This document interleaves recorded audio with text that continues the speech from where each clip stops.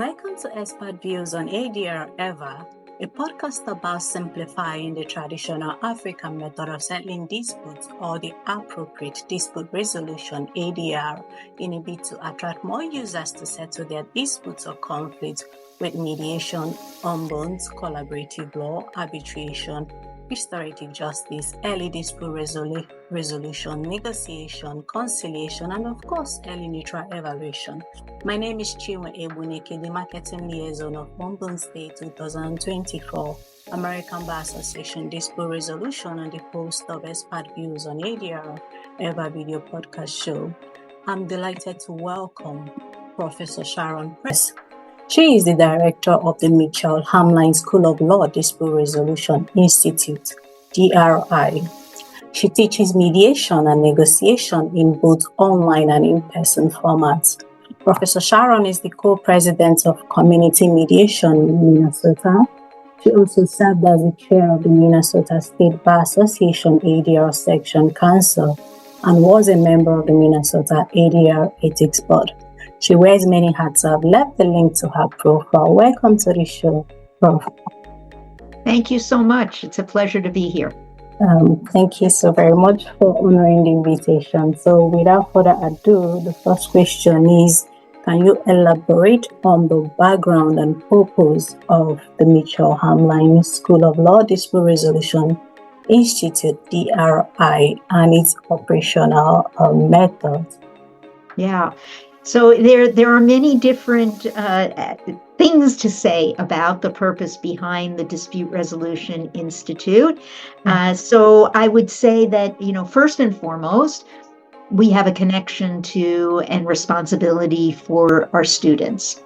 Okay. And our students are both our law students, so people who are enrolled at Hamline to earn a JD degree, but also we offer a certificate for students who are not Hamline Law School students, and those people tend to come from a variety of different backgrounds. So many of them are professionals that already are working in a adjacent field to dispute resolution and want to have a little bit more of a formal credential for doing the work, and also are interested really in studying more about the theory that underscores dispute resolution or appropriate dispute resolution or alternative dispute resolution. Yeah. And then there are some students in the certificate program who are pursuing a graduate degree, like in organizational leadership or in an EDD, an education advanced degree. Yeah. And for those folks, it's a nice additional piece to go along with that degree that they're completing that gives them a little bit of a deeper understanding and dive into what is out there. Mm-hmm. And then, so from that student perspective, we offer classes, we offer study abroads, we offer a certificate program for our JD students and our non-JD students. We work with the ADR student group. So there's a whole host of those kinds of things, clinics, externships, competitions.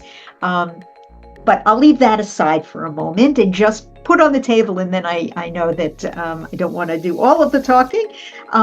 So beyond the student-focused work we do, we also do some community-focused work, and I would put those into two different sort of streams of work we do.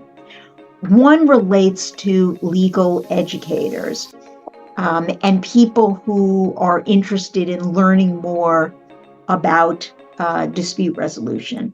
So we have a press, we have a publication arm. It's called DRI Press. We publish works. Our mission really is to publish works that are really important to the field, but might not be commercially successful. And so they may not get a publisher to put them out.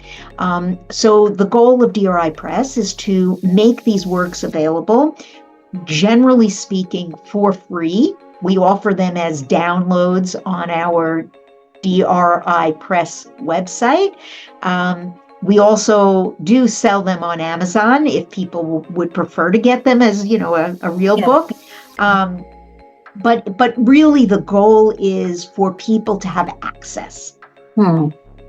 We also have just kicked off a new activity called the Laboratory for Advancing Dispute Resolution Skills Teaching.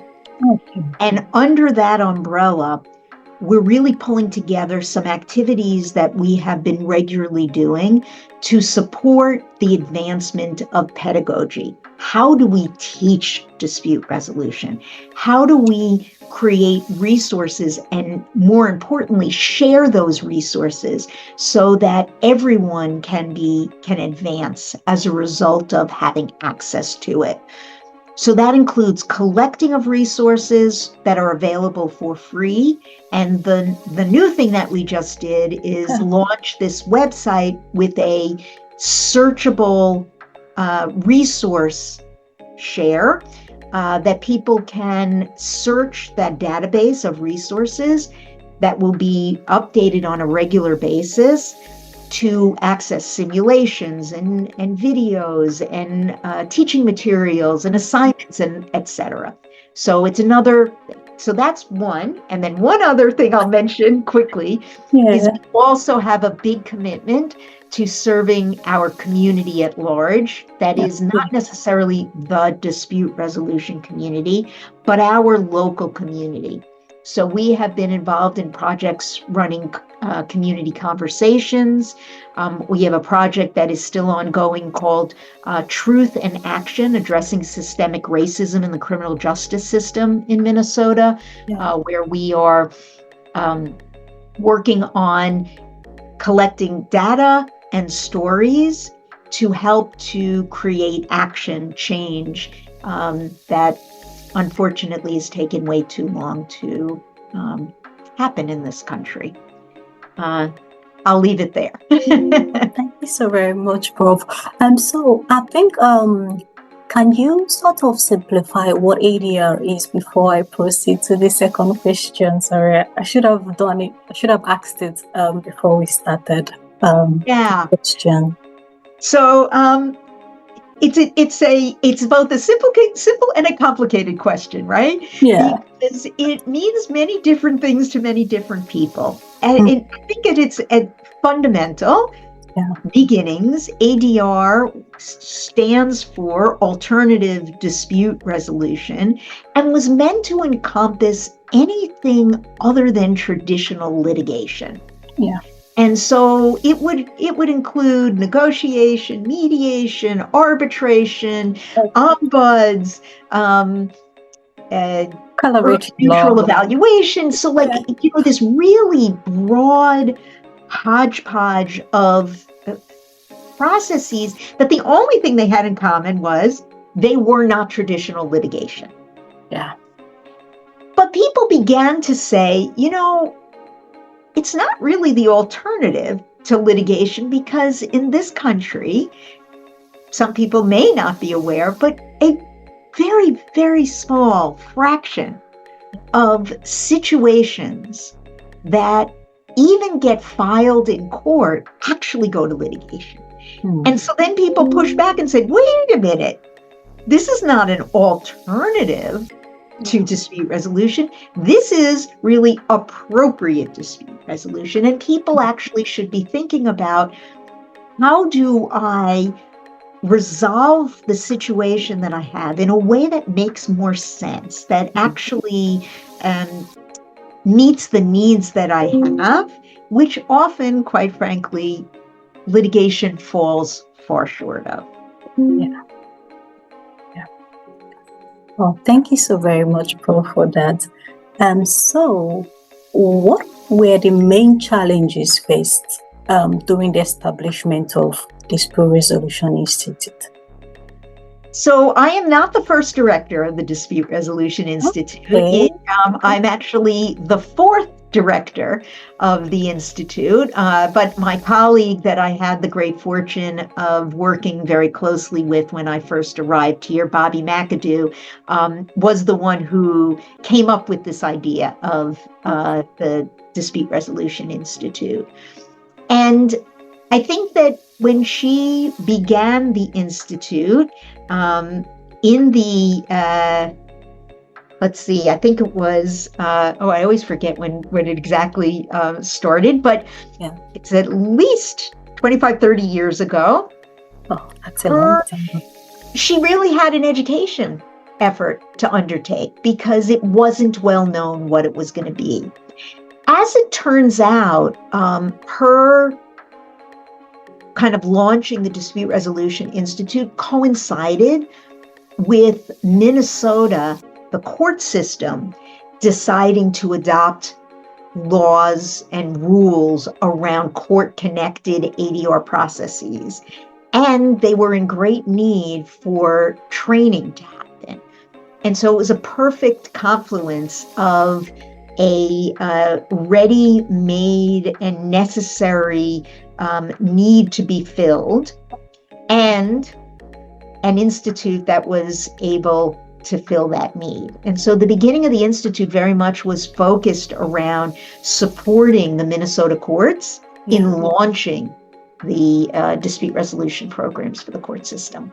Okay, thank you so much, Sharon. You mentioned court-connected ADR. Is there a difference between court-connected ADR and the usual ADR? Yeah, so court-connected ADR, I like to think of it is generally when somehow the courts have been involved in the situation before they go to the people involved, go to an alternative or appropriate other kind of dispute resolution activity. So it may be that they have already filed a case in court, and then the court directs them or encourages them or suggests that they might want to try a different process. In Minnesota, every case that is filed, a civil case that is filed, is required to have something called the lawyers to have a meet and confer meeting. And that meeting is for them specifically to discuss what dispute resolution process they're going to try prior to pursuing the case further in litigation. And generally speaking, that's going to be mediation, although it could be early neutral evaluation or arbitration or one of the other processes. And the contrast with that is I'll start with mediation, although also with arbitration I could say more about.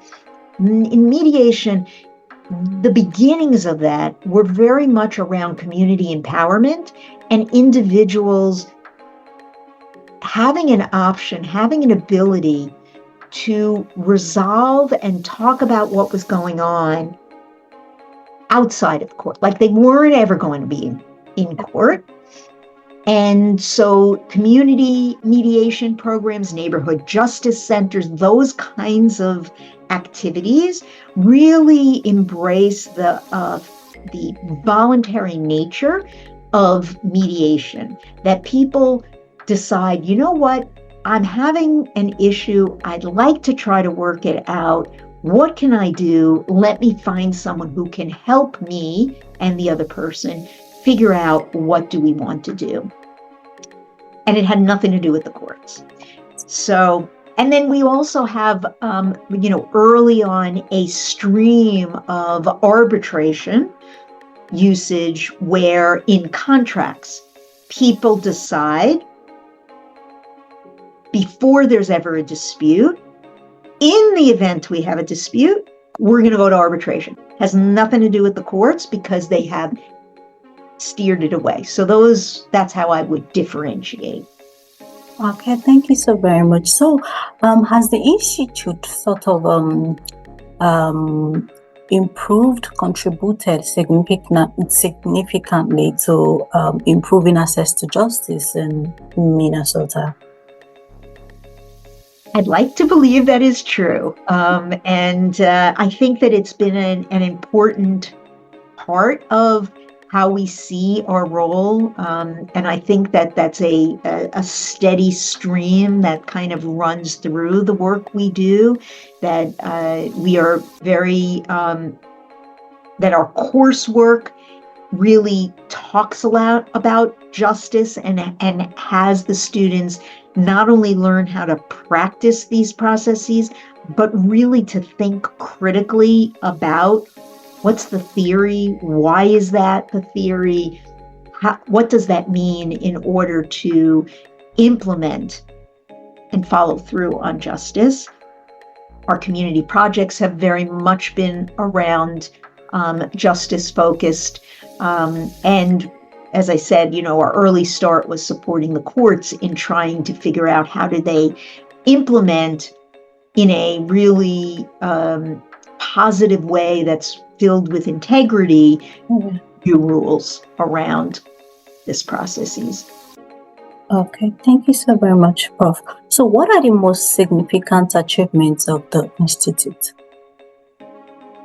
So that's it's also an interesting question, and for me, so I've been the director of the Institute since 2009, and I would say that there are several things that stand out in my tenure, and then I'll talk a little bit about some of the other tenures. Okay. I think the connection that we have with our local community, the community conversations that we ran after the death of Philando Castile, the Truth in Action Project, the sense of wanting to give something back to our community and to offer what we can do in terms of facilitating, gathering, that kind of work. We've also done some really helpful and important symposia, including one on evictions and housing and that crisis, and what can we as dispute resolution professionals do to really make that system a bit more functional and a bit more just. And I'm very, very pleased that it's not only as a result of the symposium, but the work that we have been involved with community partners has really been a sea change in how that system works and the access that people have to resources, both legal resources and financial resources, to turn the tide there. I'm extraordinarily proud of the students that we've graduated and the work that they have done. It just feels like a way to magnify out.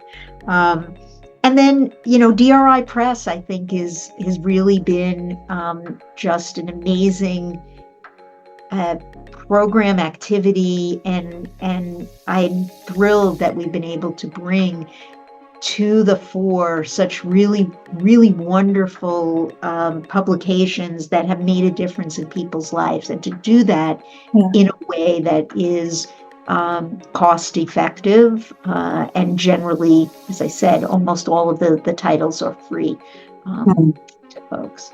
And I'm super excited about where the Skills Lab is going to go.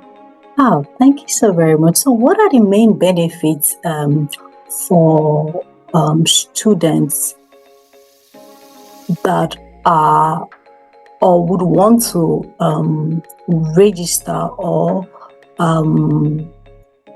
become a part of DRI Institute? Yeah, it's a great question. Thank you. So we did actually do a survey a few years back of our graduates to say, well, what was the most valuable thing from having pursued this certificate? And it was really interesting, the feedback we got. To a person, they all were very supportive of and appreciative and grateful for what they learned in the certificate, and had many ways of saying how they have used and the skills that they learned. And it was also pretty clear to us that the value of completing the certificate, there were really two. One was having the skills, getting that sort of deeper dive into really thinking about and practicing problem solving and embedding that in their being. Yeah. And the second one was being able to have a way to talk about their commitment to problem solving and their understanding of it and what that would mean for them as an employee. So it wasn't that anybody was saying, do you have a certificate from the Dispute Resolution Institute? No. And the certificate itself, like nobody was, asking, can we see that credential or whatnot? But many people reported to us when they went for an interview, that was a conversation starter. That they would say, tell me about this certificate that you earned. And they were able then to talk about in a way that could really show and highlight what this would mean for them as an employee. And that turns out to be, I think, one of the greatest values. Awesome. Thank you so very much, Sharon, for pointing that out on this show. I also want to ask about how the Institute is promoting diversity and inclusion. Yeah, so you some folks may be aware, but many probably not, that Mitchell Hamline did adopt the resolution to be an anti-racist law school, and we take that very seriously. So it really permeates everything we do, including through the Dispute Resolution Institute. And so we pay close attention to who are the faculty members that we are both in terms of hiring, which is a bigger school-wide thing, but also the Dispute Resolution Institute runs a summer institute and where we invite faculty in, and we're very conscious of and aware of wanting to reach out to people who come from diverse backgrounds who would be willing to teach here. I think it's important for our student body. I think it's important for us to be supporting the work of diverse practitioners.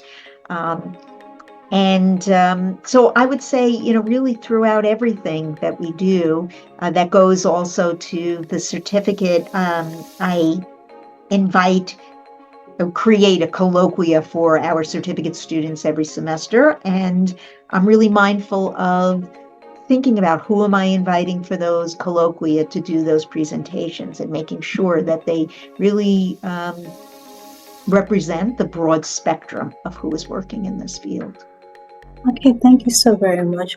Prof, I had the good fortune to visit St. Paul and also did some interviews, and most of the people that I interviewed were not familiar with ADR or its benefits. So what steps does the Institute take to educate the wider community and the community itself within St. Paul about the advantages of ADR and what ADR is essentially is? Yeah. Thank you. That's a really hard one. And I think, if I were to be honest, I don't think that we do a great job yet of doing that kind of outreach. Yeah. One of the ways that I personally do it is I serve as co-president for Community Mediation Minnesota, which is the umbrella organization of the community dispute resolution programs. Yeah. And in that capacity, I do a lot of public speaking, and I never refuse. If anybody asks me to speak at a Rotary Club, at a school, at a community event, I always say yes. I always will meet with people So I personally take that very seriously. That includes doing volunteer work at one of the charter schools here, and going in and teaching the students to be conflict resolution people. So it's varied as to whether they're mediators or whether they're leaders, or depending on the year that we've been doing the project. But so it's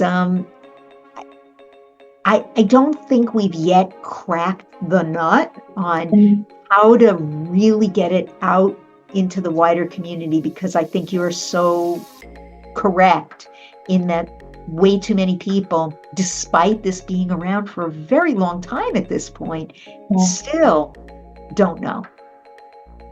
Okay, thank you so very much. So the final question is, what is the future of legal research, particularly ADR via podcast?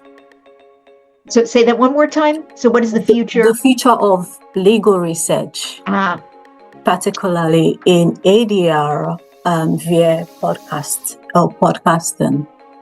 Yeah. Oh, there's so much. I think you know this. There's almost an unlimited number of things. I will tell you, for me personally, one of the things that I am extraordinarily interested in and have been working with colleagues Ellen Deason and Isabel Gunning for the past year or so, in really thinking about what does neutrality mean in the context of mediation. And it grew out of really a questioning that I had as a result of the summer of 2020, when George Floyd was murdered. And really doing a careful thinking, both personally and professionally. What was I doing, both again, personally and professionally, that was allowing this kind of thing to continue? And the Truth in Action Project grew out of that, but also an article that Ellen Deason and I wrote, asking the question, mediation, embedded assumptions of whiteness, of which we were pretty sure there were embedded assumptions of whiteness. But we didn't actually know fully what to do about it. And so this work on neutrality actually flows from that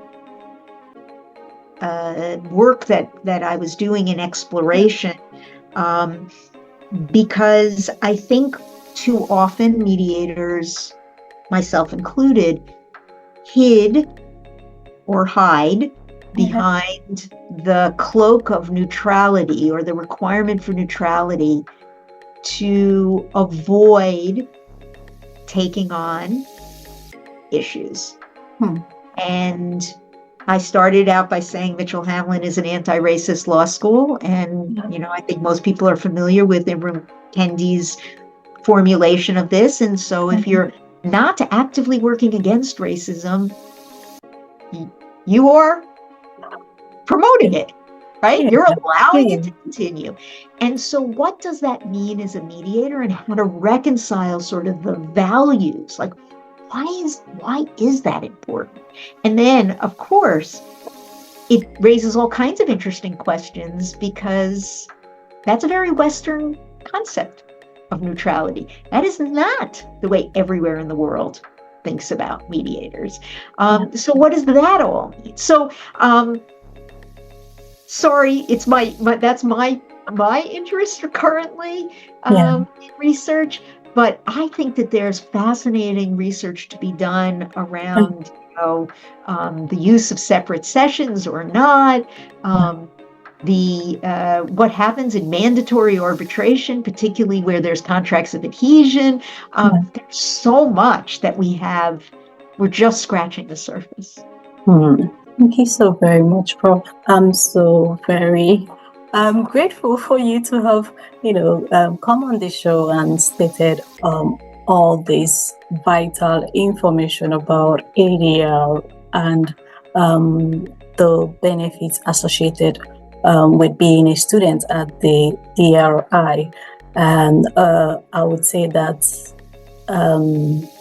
I believe that students that are passionate about ADR would embrace all you have stated herein, especially with the benefits associated with Dispute Resolution Institute and with your Hamline University, and you'll register to be your student as soon as possible.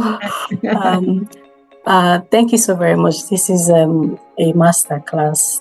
Thank you. Thank you so much, Chinwe. It was really a delight to speak with you. Oh, same here. Thank you. Do have a lovely day. Cheers. Okay, bye. Bye.